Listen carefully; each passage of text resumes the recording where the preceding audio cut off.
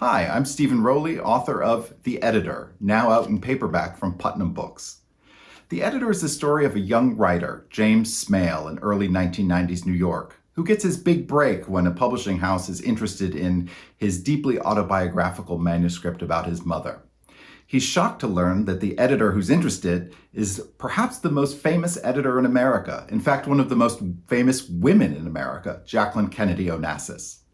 For those who don't remember, Jackie Onassis had a 15-year career in book publishing after the death of her second husband.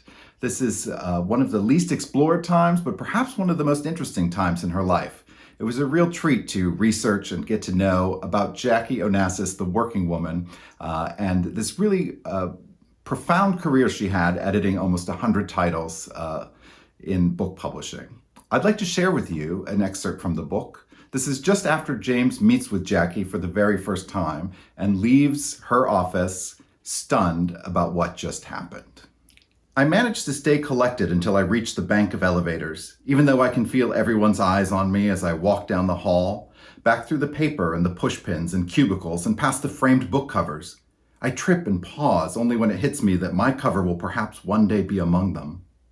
Miraculously, I get an elevator to myself for 4 floors, leaving just enough time for me to self-defibrillate before the doors reopen and 3 chatty coworkers enter the elevator and join me for the rest of the ride to the lobby, complaining the whole way about a new brand of powdered coffee creamer that leaves a residue in their mugs. I wonder if they have any idea what just happened. I'm curious if they can glimpse my secret, if they can smell it on me, my own residue, and the coffee creamer conversation as a cover. I try to smell myself to see if there's some trace of Jackie's perfume, or better yet, some faint whiff of American decorative arts from her White House restoration, leather or oils or fine upholstery. It occurs to me they think I'm crazy, a man in a corner with a stunned expression, smelling himself for any trace of 1962. Does Jackie drink office coffee with powdered creamer out of a foam cup? Does she like it or just choke it down to fit in? Does she talk about her weekend in dreamy terms? How was your weekend, Mrs. Onassis? Oh, fine. I reframed the Chagall and got some sun in Belize. Or is she just one of us, stretching her lunch breaks when spring is in the air, stealing Uniball pens from the supply closet to use at home? When the elevator reaches the ground floor, I let the others off first, then push through the lobby and revolving door, almost forgetting to exit on 52nd Street. The sharp February air enters my lungs and jolts me like a shot of ice-cold vodka. I line up in front of the first hot dog vendor I come to, even though I don't eat hot dogs. And when I get to the front of the line, I pretend not to have my wallet and continue towards Times Square as I replay what just happened. I lied to Jackie in our meeting about how I came to write about my mother, because it was a choice, even if I said it was desperation. We were once close, very close. And slowly as I grew older, we were not.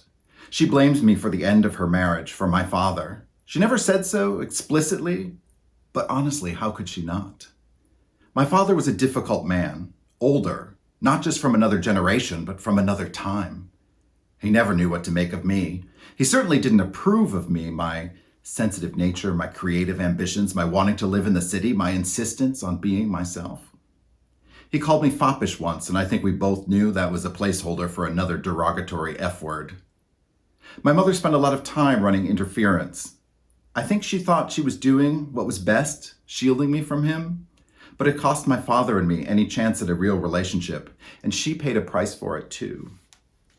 After they divorced, my mother withdrew, and she became a mystery for me to unravel. A more patient son might have waited for this to self-correct. I could have led by example as I grew into the man I was meant to be, been a beacon for truth that somehow lit the way. But the more closed off she became, the louder the invitation was to unscramble her. I would pursue, she would retreat. It became an endless, vicious loop. Eventually, I chose fiction as a way toward fact. It was inevitable that she would become my subject. I'm writing a book about Mom, I remember telling my sister Naomi when I completed a particularly inspiring writing intensive. It was a 3-day workshop, and I came out feeling like the time for a novel was now. Oh God, why? Was her response. But it was so obvious to me. Have you met her? Come on, why not? I thought I could show my mother how much I understood her, how grateful, in fact, I was for everything she had sacrificed for me. My brother Kenny told me there were certain questions about Mom that were just going to remain unanswered, and the sooner I accepted that, the happier I would be. He was able to make peace with it. Naomi, she was able to go about her life just fine. But a child wants to be close to his mother, and I was forever the baby. I think Kenny and Naomi felt that by not kicking the hornet's nest, they would be just close enough. Not so for me. But did I say any of this to Jackie? No, because I lied and said it was desperation. Although, wasn't it? Just not desperation for subject, desperation for something else. Reconciliation, repatriation. Damn, why wasn't I better prepared for this meeting? I turn around to see a black man dressed in drag as the Statue of Liberty approaching, torch in air and all. "Give me your tired, your poor, your huddled masses, honey," he says. I smile and I think of the last line of the poem, which has stuck with me since I learned it in Mrs. Chadden's 6th grade class. I lift up my lamp beside the golden door. "That's right you do, baby," he says, before disappearing into a tour group wearing green foam Statue of Liberty visors exiting a Sbarro. A bus stops at a red light in front of me with the high-pitched squealing of poorly maintained brakes. I glance up at people on board before noticing the bus sports a tattered poster for Oliver Stone's JFK, released in theaters this past Christmas. The poster is faded and torn as if some drunk NYU student tried to pry it off for his dorm room and abandoned the theft halfway through.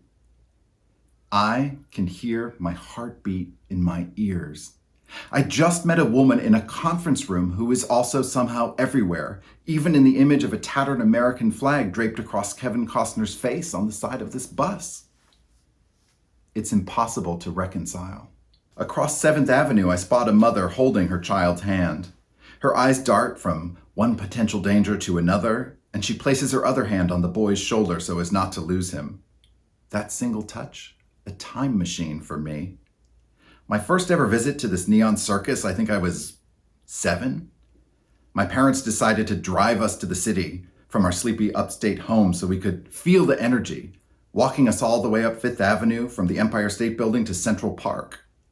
On the way back to the car, my father charged forward, insisting that Times Square was a sight everyone should see.